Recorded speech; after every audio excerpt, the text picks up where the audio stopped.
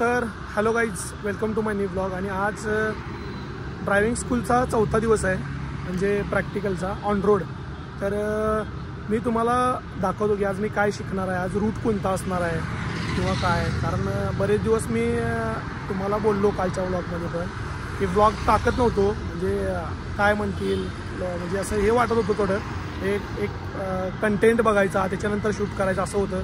But नंतर एक असा विचार केला की बाबा नाही, आपल्याला जे डेली रुटीनमध्ये होते ते आपण शेअर करायचं लोकांसोबत आणि आपण कंटिन्यू कंटेंट टाकायचं. तर ही माझे कंटिन्यू कंटेंटची सिरीज आहे, तर तुम्ही नक्की माझे ब्लॉग बघत राहा. तर मित्रांनो, आता एकच म्हणजे फोकस ठेवला आहे किंवा एकच ध्येय ठेवलं आहे, म्हणायला काय वावगं वाटणार नाही की आपण लाजायचं नाही. म्हणजे पहिला कसं होतं, थोडं पब्लिकमध्ये जाताना व्हिडिओ करताना किंवा बाहेर म्हणजे आउटडोर शूट करताना असं वाटत होतं की बाबा लोक काय म्हणतील किंवा काय, याचा विचार करत होतो. बट आता जर आपल्याला त्यात म्हणजे करिअर करायचं असेल किंवा आपल्याला काही अचिव्हमेंट करायची असतील सोशल मीडियामध्ये, तर लाजून चालत नाही. हे एकच लक्षात ठेवून आता चालू केलं मित्रांनो. डेली सिरीज टाकणार, डेली ब्लॉगिंग करणार, डेली शूट करणार. तर व्हिडिओ तुम्हाला नक्की आवडतील, नक्की म्हणजे चांगले व्हिडिओ देण्याचा मी प्रयत्न करीन. तर व्हिडिओ नक्की बघत राहा पूर्ण आणि सपोर्ट करा.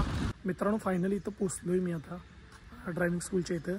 अजून सर तरी काय आलेलं नाही आहेत, त्यामुळं थोडा वेट करूया. बघूया आता, अजून 8ला 5 मिनटं आहेत आणि आल्यानंतर आज तिने काय शिकवणार आहेत ते बघूया. म्हणजे 4थ्या दिवशी कुठला रूट असणार आहे आणि काय गोष्टी आज आपल्याला शिकायला मिळणार आहेत ते आपण बघूया आत्ताच्या ब्लॉगमध्ये.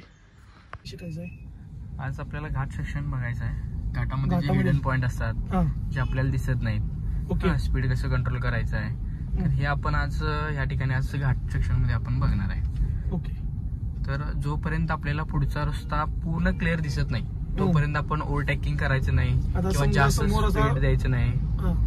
आता इथं बघा, तुम्हाला हा पूर्ण पॉइंट बघा, पूर्ण रोड दिसत नाही आपल्याला आता पुढचा, बरोबर आहे. आता रोड दिसतोय, तर आता इथं आपण स्पीड देऊ शकतोय गाडीला. पण एक्झॅक्ट आता जर पुढे बघायला गेलं तर पुढच्या गाडीचे बघा ब्रेक लाईट लागलेत, बरोबर ना.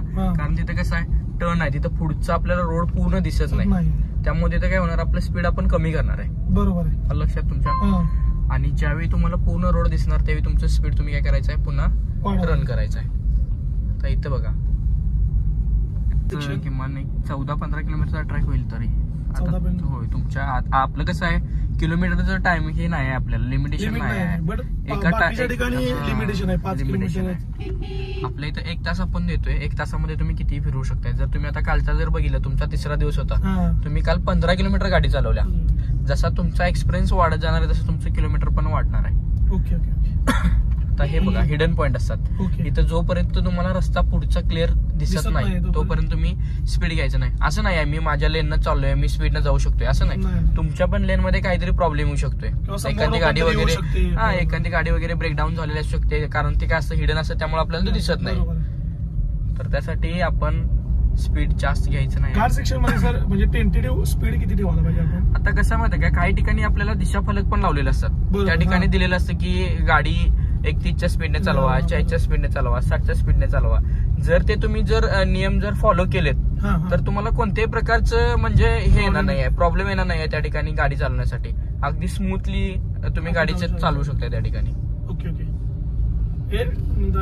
म्हणजे नियमांचं पालन करायला, नियमांचं पालन करणं गरजेचं आहे. आता आपण जी रविवारची थेअरी घेतोय त्यामध्ये तुम्हाला आरटीओचे पूर्ण नियम, त्यातले कायदे कसे असतात, काय असतात, याविषयी तुम्हाला शिकवलं जातं.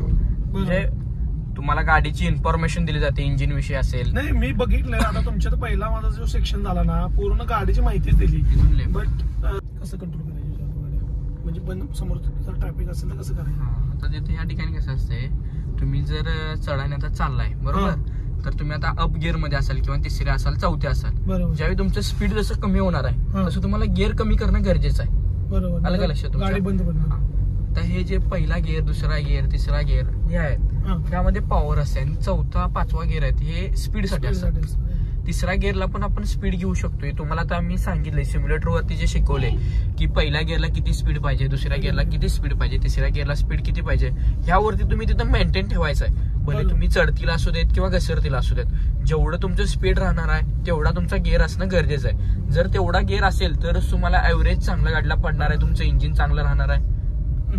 तर समजा सर चढतावला असं म्हणजे ट्रॅफिक असेल आणि समजा गाडी हे करायचं असेल तर म्हणजे कसं हे करायचं, म्हणजे थांबून पुन्हा पुढे जायचं असेल. आता जर आपण पहिल्या दिवशी जे शिकवलं तुम्हाला, पहिल्या दिवशी शिकवलं काय, चढतीला गाडी थांबवायची, त्यानंतर गाडी कशी पुढे नेली जाते, जो बायटिंग पॉईंट असतो गाडीमध्ये तो, जर तो बायटिंग पॉईंट तुम्ही व्यवस्थित जर घेतलात तर तुमच्याकडून गाडी कधीही बंद पडणार नाही किंवा 1 इंचही गाडी मागे जाणार नाही. कारण आपण तसं तुमच्याकडून करून घेतले, पहिल्या दिवशी असेल, दुसऱ्या दिवशी असेल. बरोबर. त्यामुळे प्रॅक्टिस वरती होणार, प्रॅक्टिस वरती तुमचं होणार आहे. प्लस तुम्हाला जे टेक्निक सांगितले ते टेक्निक तुम्ही जर युज केलं तर तुम्हाला कोणत्याही प्रकारचा प्रॉब्लेम येणार नाही चढावरती गाडी उठवताना, पुढे नेत असताना. पहिला भीती वाटायची एवढाच, म्हणजे मागचा जो चढता किंवा ही आता चढती आली तर कॉन्फिडन्स येत नव्हता. आता म्हणजे असं वाटतं की बाबा काय नाही, एवढं काय प्रॉब्लेम नाही आपल्याला. काय सिम्युलेटरचा बेस्ट म्हणजे एक्सपिरियन्स आहे सर. म्हणजे डायरेक्ट गाडीवर न जाता सिम्युलेटर शिकलेलं कधी पण चांगलं आहे. म्हणजे कसं आहे, आपण टेक्निकली जेवढं शिकणार आहे तेवढं तुम्ही फास्ट प्रोग्रेस होणार आहे त्यामध्ये. बरोबर. आणि जर तुम्ही फक्त नुसतीच गाडी घ्यायची, बसायची, पळवायची, ह्याला काय अर्थ आहे. म्हणजे काही गोष्टी हिडन जे शिकवल्यात, म्हणजे पहिल्या दिवशी पूर्ण गाडीची माहिती म्हणा किंवा लाईट्स कुठले कुठले ते म्हणजे कळत नव्हतं, किंवा वायपर कुठं आहे किंवा लाईट्स कसे पुढचे अप्पर डिपर लावायचे किंवा काही पुढचे इंजिन मधले बोनेट मधले काही जे म्हणजे आपल्याला माहित पाहिजे जे ड्रायव्हरला, की बाबा आपण एकटा समजा कुठं प्रवास करायला लागलोय आणि काही गाडीला प्रॉब्लेम आला तर आपण काय चेक करायला पाहिजे, हे म्हणजे कुठे शिकवलेलं नाही. कारण मी जेव्हा मला शिकवलं पहिल्या दिवशी तेव्हा मी माझ्या 10 मित्रांना विचारलं ज्यांचे ऑलरेडी 4 व्हीलर आहे, पण त्यांना माहित नव्हतं. म्हणजे त्या गोष्टीचं मला प्राऊड वाटलं की बाबा एवढी वर्षींनी गाड्या चालवाल्यात तर यांना माहित नाही. म्हणजे किती गरजेचं आहे की पहिला ड्रायव्हिंग स्कूल लावावं आणि मग रस्त्यावर गाडी उतरलेली कधी, म्हणजे स्वतः चालवलेली कधी पण चांगली. म्हणजे हे मला त्यावेळेला लक्षात आलं. ती मला लागल्यात की सर तुम्हाला तिथं काय शिकवलं ते आम्हाला सांगा, की बाबा अजून काय गाडीमध्ये टेक्निक आहेत किंवा काय बघायला पाहिजेत पुढच्या बोनेट मध्ये गाडी थांबल्यानंतर, किंवा आतल्या लाईट्सची जी इथं जे मीटरमध्ये लाईट्स येतात त्या म्हणजे लाईट्सचं काय रिझन आहे, म्हणजे त्या कशामुळे लागतात, लाईट्स कधी लागतात, काय चेक करायला पाहिजे हे त्यांना माहित नाही सर. बरोबर. हे मला माहित झालं का की बाबा मी परफेक्ट वे न चालू. बरोबर आहे. आता कसं असेल तुम्हाला सांगतो, अगदी छोटा प्रॉब्लेम असतो गाडीमध्ये आणि आपण काय करतोय, मेकॅनिकलकडे जातोय किंवा वर्कशॉपला गेल्यानंतर ना तिथं आपल्याला एक्झॅक्ट कळत नाही. कंपल्सरी लेफ्ट आहे, तर समोर आपल्याला बोर्ड दिसते बघा निळ्या कलर मध्ये दिसतोय ना, तो कंपल्सरी लेफ्टचा बोर्ड आहे, लेफ्टला घ्यायचा. आता गाडी तिकडून येणारी बघायची मगच घ्यायची आहे. ओके, आपण डाऊन गिअर वरती आहे म्हणून इथं आलो. ओके, गिअर पहिला दुसऱ्यालाच फक्त. आता इथं पुढे गेल्यानंतर आपल्याला यू टर्न घ्यायचा आहे, इंडिकेटर द्यायचा आणि लेन चेंज करायची. पहिला इंडिकेटर द्यायचा, आरशे बघायचे नीट, मागच्या गाडीचा अंदाज घेऊनच लेन चेंज करायचे. आता गाडी मग घेऊ शकताय. बेस्ट वाटलं, तुम्ही भारी शिकवलं. आता यू टर्न साठी एक टेक्निक असते, बरोबर आहे ना. बरोबर आहे. जिथून आपला पुढचा टायर जातो तिथून मागचा टायर जात नाही, 2 व्हीलर असू दे किंवा 4 व्हीलर असू दे. तर त्यासाठी काय करायचं आहे, इथं तुम्हाला जो मी पॉईंट शिकवलाय तो पॉईंट इथं मॅच झाला की तुम्ही जाग्यावरती टर्न फिरवू शकताय, तुमची गाडी रोडच्या बाहेर जाणार नाही. ओके, गाडीचं स्पीड स्लो करा, क्लच पूर्ण दाबा. हा, पहिला घ्या, हळूहळू पुढे घ्यायची बायटिंग वरती. हा, बायटिंग पॉईंट घ्या आणि स्टेअरिंग पहिला लॉक करा. आता एकदम हळूहळू जाऊ देत. ज्यावेळी तुमची गाडी सरळ होणार त्यावेळी तुम्हाला सांगितलेली टेक्निक वापरायची आहे आणि गाडीचं स्टेअरिंग सरळ करायचं. झाली गाडी लेन मध्ये आली ना, लेन मध्ये आली. बरोबर. आता तुम्हाला जसं सांगितलंय स्पीड नुसार गिअर घ्यायचे तसे तुम्ही गिअर घ्यायचे. आता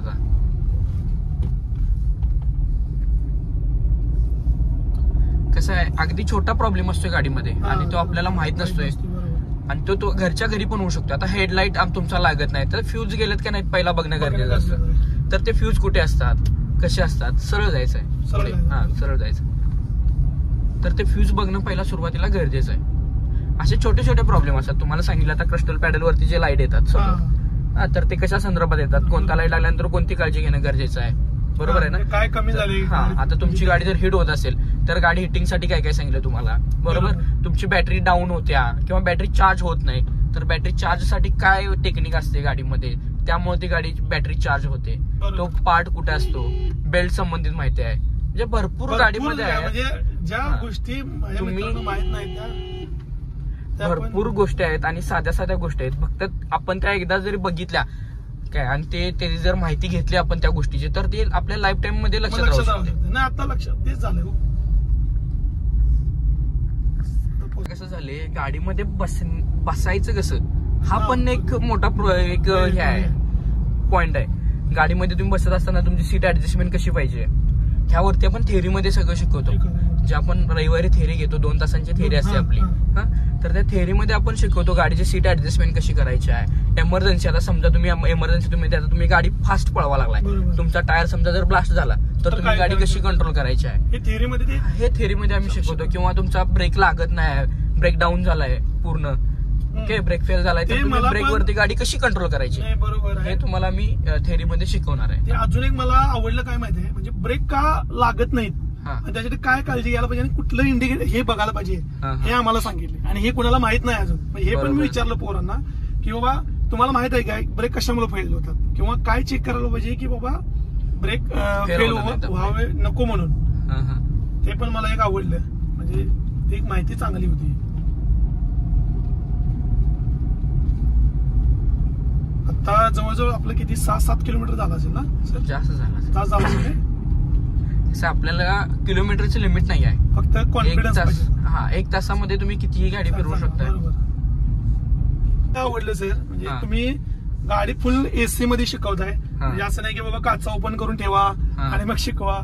आणि दुसरी गोष्ट म्हणजे कसं आहे की सिंगल ट्रेनर आणि सिंगल जो शिकणार आहे त्यामध्ये खूप म्हणजे भारी वाटते, म्हणजे कॉन्फिडन्स येतोय. जेव्हा मागं कोण बसलेलं असते तेव्हा कसं कॉन्फिडन्स हे होतोय, म्हणजे काहीतरी बोलत बसलेले असतात किंवा कोण बाबा काहीतरी चर्चा चालू असते तेव्हा हे आता बघू शकता गाडीत कोणीही नाही आहे, सिंगल ट्रेनर आहेत आणि सिंगल मी. म्हणजे कसं आहे सर, तुम्ही ज्यावेळी स्वतः सिंगल म्हणजे आपण ज्यावेळी हे घेतोय आतमध्ये, ज्यावेळी आपण घेतोय त्यावेळी कसं असतंय, जे मागे आता समजा आपण एक दुसऱ्या ठिकाणी बघतोय की मागे लोक बसलेले असतात किंवा जे शिकणारे असतात ते मागे असतात, तर ते कसं होतंय त्या ठिकाणी.